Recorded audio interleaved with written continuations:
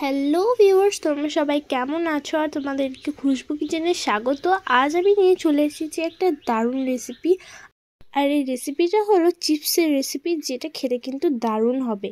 তো চলো এই চিপসের রেসিপিটি কিভাবে বানাতে হয় সেটা আমি তোমাদেরকে বলে দিচ্ছি।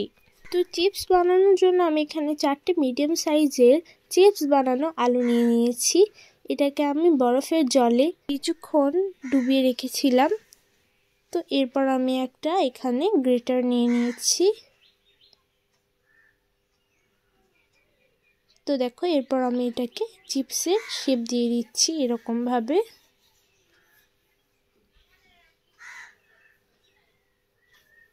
তো এরকম ভাবে চিপসের শেপ দিয়ে দিতে হবে, কোনো কাটা ঝামেলা ছাড়াই এরকম চিপসের শেপ হয়ে যাবে।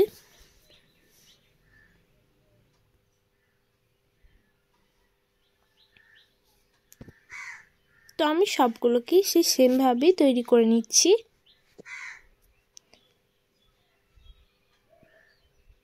আমি আরেকটা আলুকেও সেই সেম ভাবেই গ্রেট করে নেব। তো দেখো, এরকম একদম চিপসের মতোই হয়েছে। তো এটাকে এবার জল পাল্টে পাল্টে ধুয়ে নিতে হবে। আর দেখো কতটা পরিষ্কার এসেছে। এরপর আমি একটা স্ট্রেনার নিয়ে নিয়েছি। কেটে রাখা চিপসের আলুগুলো এর ওপরে দিয়ে দিচ্ছি, যাতে জলটা ভালোভাবে ঝরে যায়।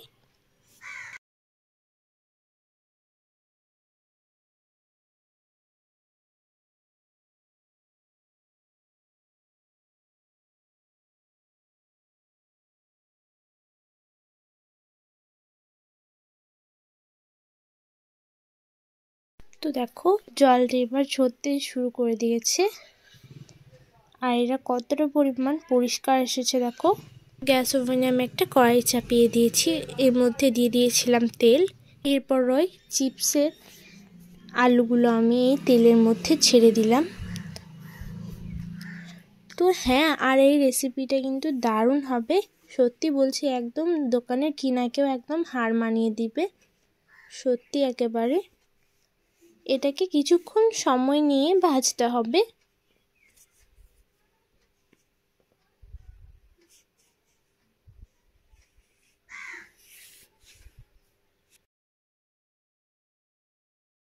কিছুক্ষণ পর দেখবেন এর কালারটা চেঞ্জ হয়ে গেছে।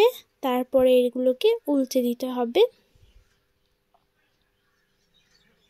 যখন এটা লাল লাল হয়ে যাবে তখন এগুলোকে তুলে নিতে হবে। তো আমি আরও কয়েকটি ভেজে নিচ্ছি।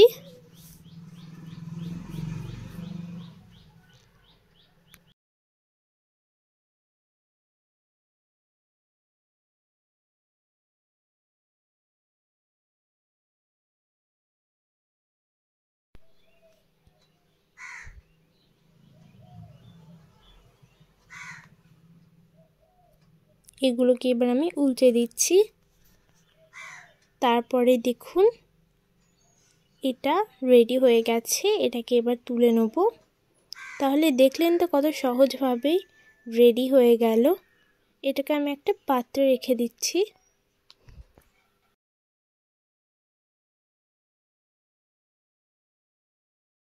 সেম ভাবে আরও কয়েকটিকে আমি ভেজে নিচ্ছি। দেখুন তেলে দেওয়ার সঙ্গে সঙ্গে কিন্তু এগুলো ফুটতে শুরু করছে।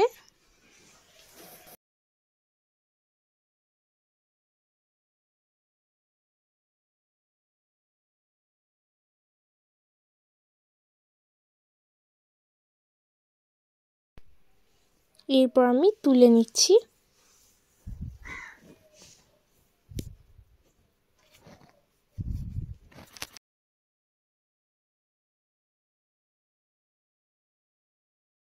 চিপসটা তো রেডি হয়ে গেল, এটার উপরে তো মশলাও দিতে হবে না। তো তার জন্য আমি দিয়ে দিয়েছি লবণ,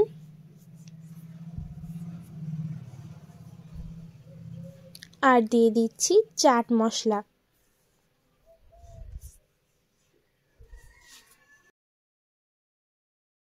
এরপর এটাকে হাতে করে ভালোভাবে মিক্স করে নিচ্ছি। দেখে নিশ্চয়ই বুঝতে পারছো যে এটা কতটা পরিমাণ ক্রিস্পি হয়েছে। তাই অবশ্যই এই রেসিপিটা ট্রাই করে দেখবে।